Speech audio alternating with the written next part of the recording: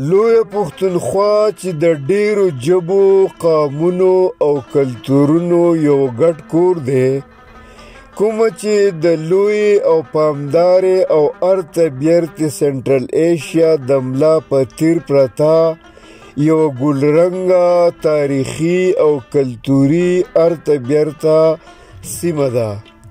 دا ناویاته سیمه د تاریخ په اوږدو کې د وخت په مناسبت په ګڼو او جدا جدا نومونو یاده پاتې شوې ده چې یو یاد او زړه خوښونکی نوم یې ګنداره و. دا نوم ډیر زوړ او د اریاو په کتابونو او بیا خاص په ویدونو کې په ارت مټ ذکر شوی دی. ویدونه وړاندې کتابونه دي چې د زړې پښتونخوا په جغرافیه یو واضحه او ښکاره رڼا غورځوي. ویدونه د دې خاورې په غرونو، خوړونو، سیندونو، قامونو او قبیلو یو خوندناکه خبره کوي. کله چې ځینې اریایي ټبرو د خپل اریایي کور هندوکش او امونه کوچ وکړو چې څه ایران، څه یورپ او څه هند ته وکوچېدل او څه مونډیز په خپل پلرني ټاټوبي هندوکش کې پاتې شول، کوم چې د همو اریانو اصلي ټاټوبی و.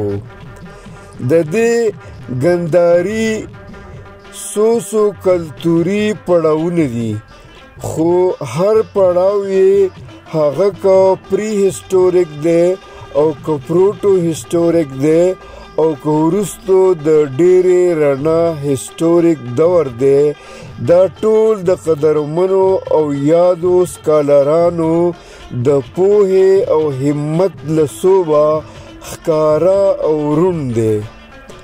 د بودی ګندارې نه هم ډیر مخکې د ګنداره د هند او یورپ او ایران خلقو د دې ځانګړي خصوصیاتو له کبله ډیره ښه پیژندله.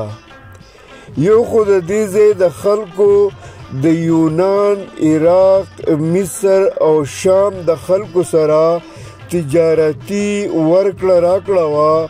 بله دا چې دا د ویدي علوم او فنون لوی مرکز و چې مدرسې او کالجونه په باندني وطنو کې د ډیر لوی ارزښت وړ وو او هم دلته به خلکو خپل بچي د دنیاوي او دیني زده کړو دپاره رالیږل.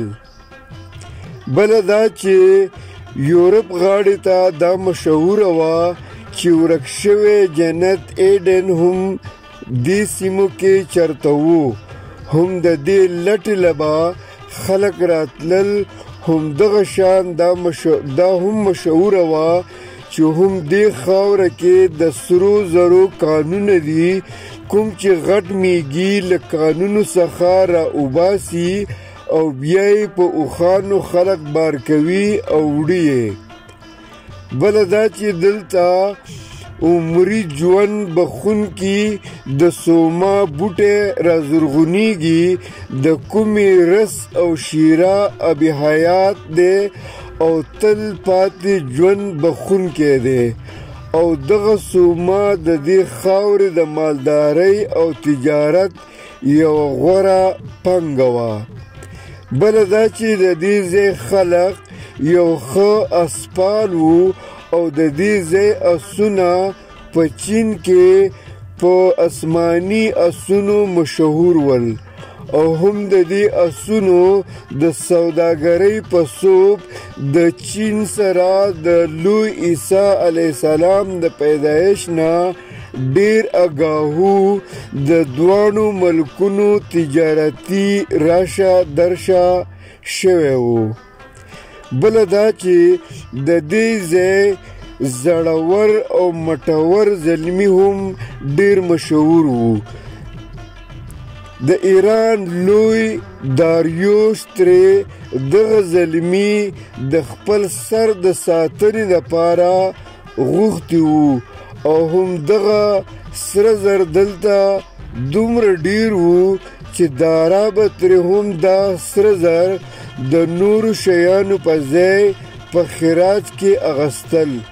بله دا چې د دې ځای لوی اباسین یوه الهامي چینه ګڼلی شوه، نو ډېر خلک به د خپلو ګناهونو وینځلو دپاره دلته لامبلو لا راتلل او هم د دې سیند پرستش به یې کولو.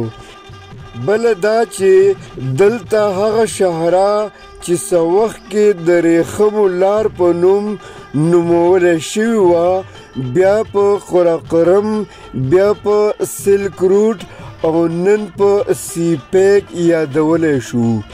دا د زړې ګندارې او ننني پښتونخوا د ملا په تیره شوې وه چې نورې ټولې لارې به یې په بلخ تیرېدلې او هم دغه لوی او جنتي بلخ او د الهام د سختن زرتشت پلرنی ټاټوبی و او د ټرانزیټ د یورپ، هند او چین ترمنځه لوی مرکز او تجارتي منډۍ وه. هم دا زړه او لویه پښتونخوا په انتظامي کچه دومره چاقه او سمبال وه چې په دې حملو ته د ډیرو شاهانو هڅې هم وي، خو تر څو چې د دې ځای یو قهرمان خپلواک باچا پیسوکاټی ژوندی و، نو یو مور راوړی دلته قدم نشو ایښودلی. د دې لوی پیسوکاټي او د لوی هند د نوموړي موریا باچا په منځ کې ډېر ښه تجارتي او سیاسي تعلقات وو.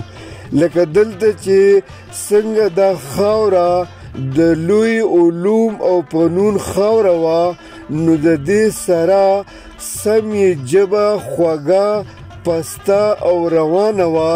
تر دې په کتابونو کې شته دی چې څوک به د ګنداره نه هند ته په څوب لاړ شو، نو د هند خلک به یې د خوږې او پستې ژبې د اورېدو دپاره لیدو له راتلل. وجه یې دا وه چې د نور ډیرو علمي خاصیتونو او زده کړو نه پرته دا پښتونخوا د خپل ګرامر د زده کړې او پوهې دپاره ډیره مشهوره وه.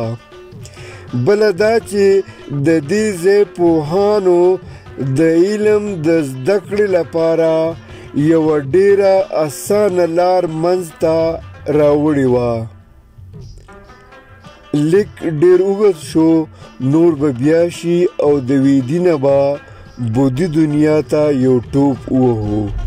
مینه او مننه.